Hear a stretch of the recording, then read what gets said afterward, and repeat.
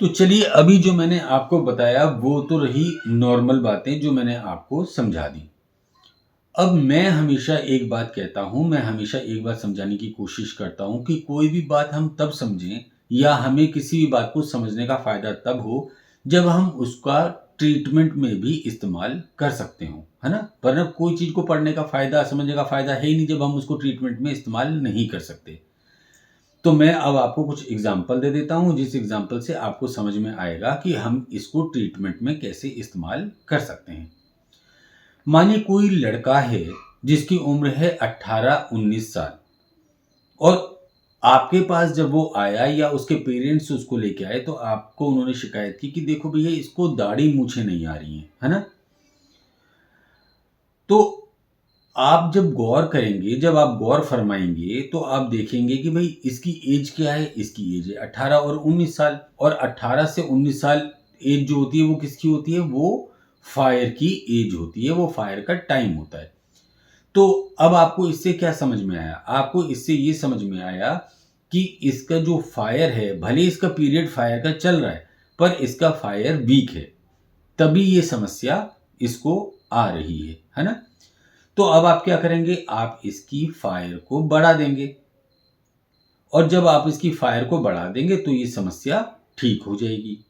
ऐसे ही अगर मानिए कोई फीमेल कंप्लेंट लेके आए कि एज उसकी भी वही चल रही है कि उसकी ब्रेस्ट जो है वो डेवलप नहीं हो रही है, तो भी हम क्या करेंगे? हम यही ट्रीटमेंट देंगे, और इसी तरीके से उसका जो फायर एलिमेंट है वो बढ़ जाएगा और उसकी प्रॉब्लम दूर हो जाएगी। अब कोई लड़का है, इसका जस्ट अपोजिट समझिए। अब कोई लड़का है जो ज़रा-ज़रा सी बात में मरने-मारने को तैयार हो जाता है, बदनाम है, घर में परेशान है सब, क्योंकि रोज़-रोज़ उसकी शिकायतें आती हैं। सब उसको बोलते हैं कि तो बहुत गंदा लड़का है भई, इससे तो अपने बच्चों को भी इसके साथ नहीं छोड़ते हैं, है ना? अब उसके माँ-बाप परेशान हो गए, वो अपने माँ-बाप से भी उलझ बैठता है, अपने माँ-बाप को भी उल्टे-सीधे जवाब देता है। अब उसके माँ-बाप परेशान हैं, क्या करें? परेशान होकर उनको पता चला भई आप बहुत अच्छे डॉक्टर हैं, और वो आपके पास आए और बोले जी अब हम क्या करें, हम तो बहुत परेशान हैं कि ये लड़का तो ज़रा-ज़रा सी बात में लड़ने-मरने को तैयार हो जाता है, और हम समझाते हैं तो हमें भी उल्टे जवाब देता है, हम भी इससे थोड़ा बहुत डरते हैं। तो अब ऐसा क्या करें? तो अब आप क्या करेंगे एज़ अ डॉक्टर? आप जानते हैं कि उसकी फायर स्टेज चली हुई है, फायर गर्मी देता है, इसकी गर्मी बढ़ गई है। आप क्या करेंगे? उसकी फायर को घटा देंगे, और कुछ ही टाइम बाद आप देखेंगे कि वो नॉर्मल हो जाएगा, उसकी जो बुरी आदतें हैं लड़ने-मरने की वो ख़त्म हो जाएगी। अब फायर के बाद क्या आएगा? फायर के बाद अर्थ आएगा, यानी कि यिन आएगा। अब ऐसा तो होता नहीं है कि आपने कार में ब्रेक लगाई, कार थी उस टाइम में 80 पर, फिर क्या हुआ? आपने ब्रेक लगाई तो 70, 70 से 60, 60 से 50 ऐसी तो कम होती है ना? तो ऐसा तो नहीं होता ना कि आपने ब्रेक लगाई, आप थे 80 पर और जैसे ही आपने ब्रेक लगाई वो 0 हो गई, ऐसा तो नहीं होता। तो फायर में भी हमारी लाइफ साइकिल में भी ऐसे ही होता है कि एकदम 0 नहीं होता। फायर के बाद पहली ब्रेक जो लगती है वो अर्थ की लगती है। इसमें क्या होता है, इसमें हमारी उछल-कूद, गर्मी थोड़ी-सी शांत होने लगती है और हम स्टेबिलिटी की ओर बढ़ते हैं। उसके बाद जो नेक्स्ट ब्रेक लगेगी वो मेटल की लगेगी। अब क्या होगा? अब मेटल में आपको शरीर में थकान महसूस होने लग जाएगी, डीजनरेशन शुरू हो जाएँगे बॉडी में, है ना? और उसके बाद क्या होगा? मेटल के बाद आएगा वाटर फेज़। वाटर फेज़ जब एंड होगा, तो हम मृत्यु को प्राप्त हो जाएँगे, हम नए जीवन की तलाश में चले जाएँगे, ठीक है? अब आप बताइए, अगर कोई व्यक्ति है, जो एक जगह रुक ही नहीं पाता, बिना वजह इधर-उधर घूमता रहता है, तो हम क्या कहेंगे कि उसका क्या बढ़ गया है? हम ये मानेंगे कि उसका वुड जो है, बढ़ गया है। अब कोई व्यक्ति अगर हमेशा गुस्से में लाल-पीला रहता है, ज़रा-ज़रा सी बातों में झगड़ जाता है, तो उसमें क्या बढ़ गया? उसका क्या बढ़ा हुआ है? उसकी फायर बढ़ी हुई है। अब एक आदमी मान लीजिए जा रहा है अपने रास्ते, और दूसरा आदमी आया और उससे उलझने लगा, लड़ने लगा। तो जो पहला व्यक्ति है वो लड़ने की जगह, उलझने की जगह उसे समझाने में लगा हुआ है, उसको समझाने की कोशिश कर रहा है कि भैया देख, समझने से, लड़ने वरने से कोई फायदा नहीं है ना। तो हम क्या समझ गए कि उसकी अर्थ बढ़ी हुई है, क्योंकि उसको स्टेबिलिटी मिल रही है ना, वो बेकार में गुस्से में लाल पीला नहीं हो रहा, वो पहले समझाने की कोशिश कर रहा है ना। ऐसा नहीं है कि वो समझाते ही रहेगा सारी जिंदगी। जब मौका लगेगा, जब वो देखेगा कि समझाने के बाद भी कोई भी फायदा नहीं हो रहा, किसी भी प्रकार का फायदा नहीं हो रहा, तो वो उलझ जाएगा, क्योंकि अभी पूरी ब्रेक नहीं लगी है, अभी थोड़ी ही ब्रेक लगी है ना। तो इसीलिए, लेकिन क्योंकि ब्रेक लग चुकी है, तो ऐसा नहीं कि वो रास्ते में जा रहा था, दूसरा उससे उलझा और उसने भी पत्थर उठा के मार दिया। तो थोड़ी ब्रेक लग चुकी है, तो पहले वो थोड़ा उसको समझाएगा, कोशिश करेगा कि बिना झगड़े के काम हो जाए। तो इस प्रकार से हम ये समझते हैं कि किस व्यक्ति में कौन सा एलिमेंट बढ़ गया है। इस तरह की कुछ ट्रिक्स होती हैं, है ना। तो मैंने तो कुछ एक आधी बताई है, आप अगर अपने दिमाग में सोचेंगे तो बहुत सारी हैं, है ना। बहुत सारे तरीकों से हम पहचान सकते हैं कि किस व्यक्ति में कौन सा एलिमेंट बढ़ा हुआ है। अब ये जो व्यक्ति को पहचानने की बात मैंने आपको समझाई, वो मैंने सिर्फ एक उदाहरण आपको दिया। ये मैंने आपको इसलिए बताया जिससे आपको समझने में आसानी हो, है ना। आप बेकार की उलझनों से थोड़ा सा बाहर निकल पाएं। आपका जो पहले पूरा शरीर है वो 5 एलिमेंट से ही बना है, तो ऐसा नहीं है कि जब फायर है तो केवल फायर ही चलिए, बाकी के एलिमेंट गायब हो गए, कहीं पर नहीं जाते हैं, कहीं पर गायब नहीं होते। ऐसे ही आपका जो हर ऑर्गन है वो भी तो 5 एलिमेंट से बना हुआ है ना। पर हर ऑर्गन में कोई एक एलिमेंट ज्यादा होता है, जिसके कारण उसको 5 एलिमेंट के ग्रुप में बांटा गया, डाला गया। कि जैसे हार्ट है, हार्ट में फायर ज्यादा है, ऐसे नहीं बाकी के एलिमेंट नहीं है, बाकी के भी हैं, पर फायर ज्यादा है ना। तो हमने उसको फायर में डाला। जैसे लीवर है, तो लीवर में भी 5 एलिमेंट है, पर उसमें वुड जो है वो थोड़ा सा ज्यादा है, तो इसलिए हमने उसको वुड में डाला हुआ है।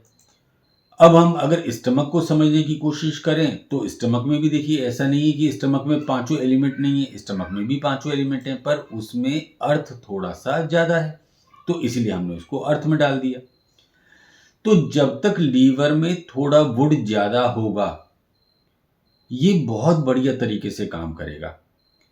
पर तब क्या हो, जब या तो वुड बहुत ही ज्यादा बढ़ जाए, या कोई दूसरा एलिमेंट उसमें बढ़ जाए, है ना। क्योंकि उसमें वुड थोड़ा सा तो ज्यादा होना ही चाहिए, पर अगर वुड बहुत ज्यादा बढ़ गया है, या वुड एलिमेंट की जगह फायर एलिमेंट बहुत ज्यादा बढ़ गया है, तो क्या होगा, तो आप बीमार पड़ जाएंगे। अब जैसे स्टमक में, अगर देखिए स्टमक क्या है, स्टमक अर्थ एलिमेंट है, तो अर्थ उसमें ज्यादा होना चाहिए, पर अगर स्टमक में हीट ज्यादा बढ़ जाए तो क्या होगा, प्यास लगेगी, छाले होंगे, एसिडिटी बनेगी, कब्ज होगी, मुहासे होंगे, भूख बहुत ज्यादा बढ़ सकती है, गैस हो सकती है, चिड़चिड़ापन हो सकता है, मुंह का स्वाद कड़वा हो सकता है। वहीं देखिए, अगर हार्ट में फायर तो अधिक है ना, फायर तो उसमें अधिक है, तभी फायर एलिमेंट में आता है, वो फायर ग्रुप में आता है वो। पर जब मान लीजिए फायर ही बहुत ज्यादा हो गई, जरूरत से ज्यादा हो गई, फायर की भी तो एक लिमिट है ना, कि एक लिमिट तक ही होना चाहिए, फायर उसमें जरूरत से भी ज्यादा हो जाए, तो अब क्या होगा, अब उस व्यक्ति को इंसोमिया हो जाएगा, घबराहट हो जाएगी, बेचैनी हो जाएगी, धड़कन उसकी तेज हो जाएंगी, उसकी भूख कम हो जाएगी, और ऐसा भी हो सकता है कि उसकी याददाश्त कम हो जाए। अब मैं आपको एक कहानी सुनाता हूँ, है ना। तो हो सकता है कि आपको मेरी बात थोड़ी सी समझ में आ जाए। वैसे तो मैं उम्मीद कर रहा हूँ आपको समझ में आ गई होगी, पर नहीं समझ में आई कोई बात नहीं। जिनको नहीं समझ में आई, जिनको आ गई उनको वेल एंड गुड, पर जिनको नहीं आई वो एक कहानी सुन लीजिए। एक चौकीदार है, उसे पूरे मोहल्ले की सुरक्षा करनी है ना। आपने पूरे मोहल्ले ने मिलके एक चौकीदार को रखा कि भाई तुम रात को ड्यूटी किया करो। पर जब आपने कुछ दिनों बाद उसको चेक किया कि भाई वो सही से काम कर रहा है कि नहीं कर रहा है, तो हमें चेक भी तो करना पड़ता है ना। तो आपने जब उसको चेक किया तो आपने पाया कि वो एक ही जगह बैठा रहता है, है ना? वो एक ही जगह बैठकर पूरी रात गुजार देता है। या अगर वो चलता है तो बहुत धीरे-धीरे, बहुत आराम-आराम से, अभी यहाँ, फिर 2-4 मिनट बाद देखा तो भी यहाँ, फिर आधे घंटे बाद देखा तो 2 मकान आगे, है ना? आपने इस तरीके से देखा कि वो बहुत धीरे-धीरे रेंगता है, रेंगने वाली स्पीड में। तो क्या आप ऐसे किसी आदमी को अपने मोहल्ले की ज़िम्मेदारी देंगे? आप उसको कंटिन्यू करेंगे? नहीं करेंगे ना। आपको तो ऐसा चौकीदार चाहिए जो एकदम चुस्त हो, पूरी रात घूमे, है ना? अब इसी का एक दूसरा एग्ज़ाम्पल ले लीजिए। एक होटल है मान लीजिए, या कोई एक फ़र्म है, उसमें एक रिसेप्शनिस्ट है ना? और मालिक उसको ढूँढ-ढूँढ कर परेशान हो चुका।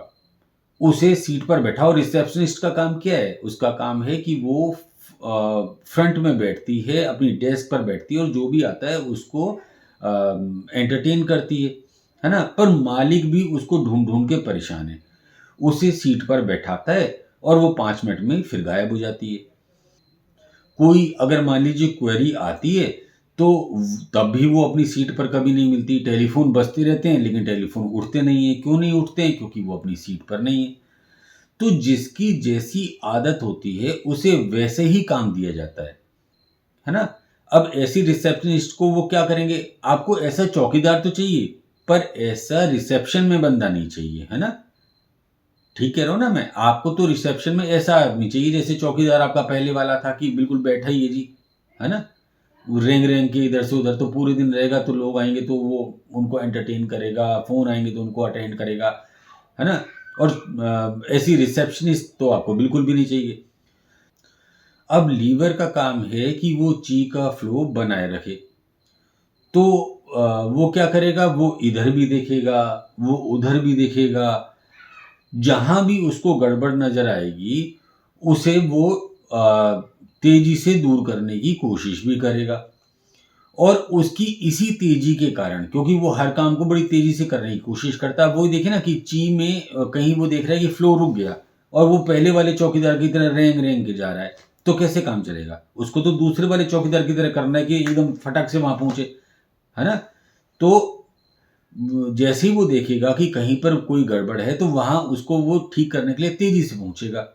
तो क्योंकि उसके अंदर तेज़ी है, इसी कारण उसे वुड में रखा गया, क्योंकि वुड की एनर्जी विंड है।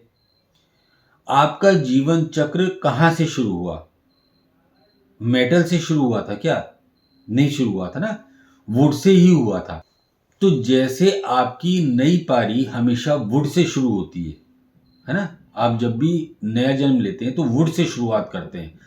वैसे ही अशुद्ध रक्त को शुद्ध करके ये अपने पास उसको लाता है, पूरे अशुद्ध रक्त को उसको डिटॉक्स करता है और फिर उसको शुद्ध करके उस ब्लड की एक नई पारी को शुरू कर देता है ना? तो ये भी इस कारण भी इसको वुड फेस में रखा गया।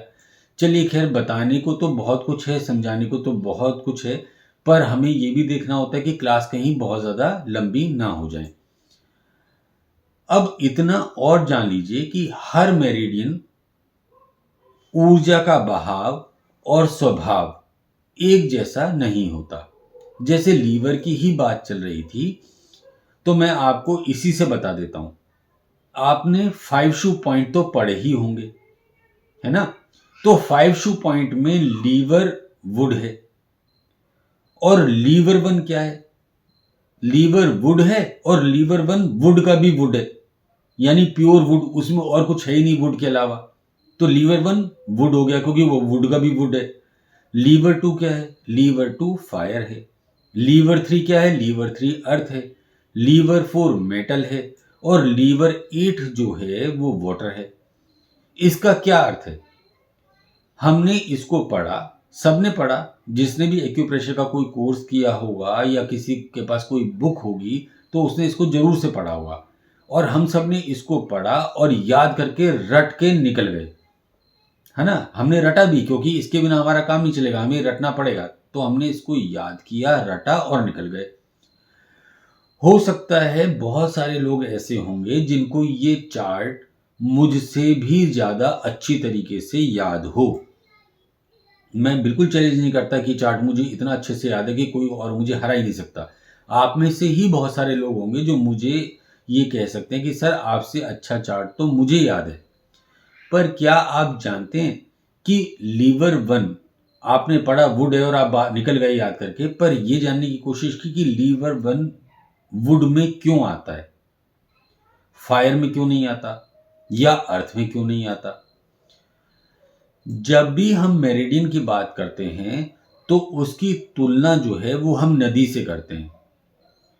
और अब ऐसे समझिए कि अगर कोई नदी है, जैसे एक एग्जांपल लें, हम गंगा जी की बात करें, तो गंगा जी का जल जो है वो जब गंगोत्री से निकलता है तो बहुत तेज होता है, उसका प्रवाह बहुत तेज होता है ना, होता है ना।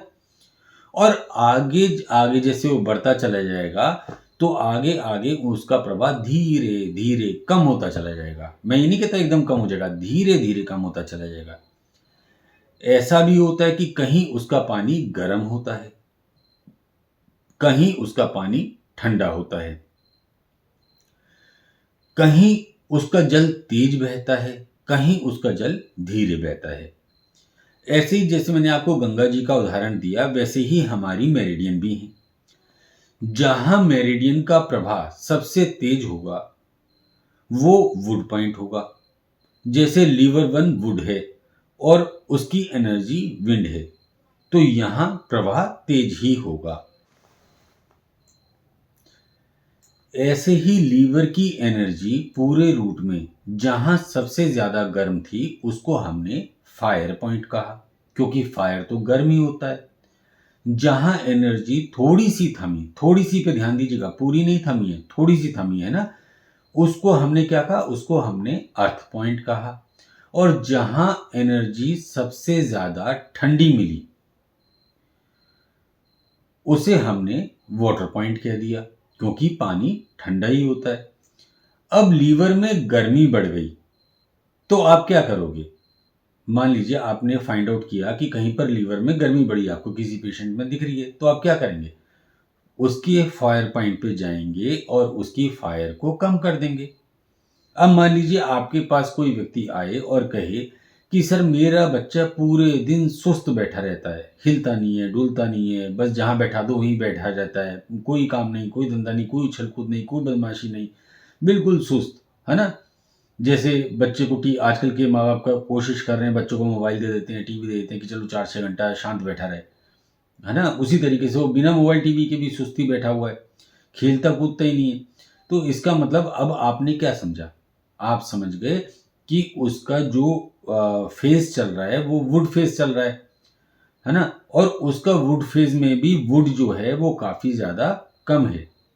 अब आप क्या ट्रीटमेंट प्लान करेंगे, सोचिए थोड़ा सा, फिर मैं आपको बताता हूं कि आप क्या ट्रीटमेंट प्लान करेंगे। सबसे पहले आप वुड मेरिडियन में जाएंगे, यानी लीवर पर। और अब वुड मेरिडियन का भी जो वुड पॉइंट है ना, यानी लीवर वन, अब आप उसको टोन कर देंगे। ट्रीटमेंट ओवर, हो गया इलाज। क्यों बनाने हैं हमको लंबे लंबे प्रोटोकॉल, जब हम एक ही पॉइंट से काम कर सकते हैं तो हम क्यों बनाएं इतने लंबे लंबे पॉइंट कि हम भी परेशान हो और वो भी परेशान हो, है ना। और काम वो एक या दो ही पॉइंट करे। तो देखा आपने, तभी मैं कहता हूं कि एक्यूप्रेशर की जो समझ है वो बहुत ज़्यादा जरूरी है। जरूरी नहीं है कि आप कौन से सेम में पढ़ रहे हैं, आपने किताबें कितनी पढ़ ली हैं, आपको कितना ज़्यादा रट्टाफिकेशन है। इंपॉर्टेंट ये है कि आप एक्यूप्रेशर की आत्मा को कितना समझ चुके हैं। जरूरी बिल्कुल भी नहीं है कि जब तक आप 20 से 25 पॉइंट ना लगा दें तब तक बीमारी ठीक नहीं होगी। अगर आपका कॉन्सेप्ट क्लियर है तो सिंगल पॉइंट भी काम कर जाएगा। अब इसका उल्टा कर दीजिए, कोई बच्चा है कि वो बैठता ही नहीं है, पढ़ाओ तो भाग जाता है, हमेशा खेलता रहता है, हर जगह मतलब आप देखो कहीं पर वो टिकता ही नहीं है। तो उसके पेरेंट्स इस बात से परेशान है कि जी हम अपने बच्चे को बैठाएं तो बैठाएं कैसे, पूरे दिन ही भागता रहता है। सबसे मुश्किल तो तब होता है ना जब बच्चा पढ़ने के लिए भी ना बैठे तब भी भागता फिरे। तो अब आप क्या समझ गए कि इसका वुड जो है वो ज़्यादा बढ़ गया है। अब आप इसकी फिर से वुड मेरिडियन पर जाएंगे, इसके वुड पॉइंट पर जाएंगे यानी लीवर वन पर जाएंगे और उसको सेडेट कर देंगे, हो गया ट्रीटमेंट। मैं काफ़ी धीरे-धीरे चलता हूँ। मुझे ऐसा लगता है कि जब मैं पढ़ाता हूँ तो बहुत धीरे-धीरे चलता हूँ ना, जैसे मैंने अभी चौकीदार का बताया था कि रेंग-रेंग के चल रहा है, रेंग-रेंग के चल रहा है। पर मेरी कोशिश जो है वो मैं इसलिए धीरे-धीरे चलता हूँ, पढ़ाने को तो ऐसा कुछ नहीं है, मैं 10 दिन में या 15 दिन में पूरी एक बुक कंप्लीट करा सकता हूँ। पर मुझे ऐसा लगता है कि हर एक आदमी का अगर कॉन्सेप्ट क्लियर होता चले तो इस क्लास का कोई फ़ायदा है। और अगर मान लीजिए, वरना तो बहुत सारी जगह मैंने ऐसा देखा है कि वो अपने 10 क्लास करवाते हैं या 12 क्लास करवाते हैं और किताब पढ़ा के किताब को रीडिंग करके चले जाते हैं और बच्चा वहीं की वहीं घूमता रह जाता है। वो यही कहता रह जाता है कि सर मेरी तो कुछ समझ में नहीं आया, लेकिन हाँ, मेरा एक सेम हो गया, मैंने पास कर लिया। तो मेरी कोशिश यही रहेगी कि मैं आपका कॉन्सेप्ट क्लियर करता चलूँ। वरना होगा क्या कि मैंने आपको ये पूरा एक कोर्स करवा दिया और आपकी समझ की जब बात हुई कि भई कोई मरीज़ आपके, देखिए मैं ये नहीं मानता कि मैंने आपसे पूछा और आपने जवाब दे दिया तो आपको एक्यूप्रेशर आ गया या आप एक्यूप्रेशर के बहुत बड़े जानकार बन गए। मैं ये मानता हूँ कि अगर आपके पास कोई पेशेंट आया और उसने अपनी समस्या बताई और आप उसको सॉल्व कर पाए, तो आपको एक्यूप्रेशर आ गया। और अगर मान लीजिए आपने मेरे 100 में से 100 सवालों के जवाब दे दिए और एक पेशेंट आया और आप मेरे को रिंग कर रहे हैं या मेरे को मैसेज कर रहे हैं या साथियों से पूछ रहे हैं या बुक उठाकर पलट रहे हैं, तो आपको एक्यूप्रेशर कुछ भी नहीं आया। तो जो केवल किताब को पढ़ रहे हैं, जिनके कॉन्सेप्ट क्लियर नहीं है, वो सिर्फ यही कर रहे हैं कि पेशेंट आपके सामने आया, आपने किताब उठाई, दोस्तों से पूछा और ट्रीटमेंट दे दिया।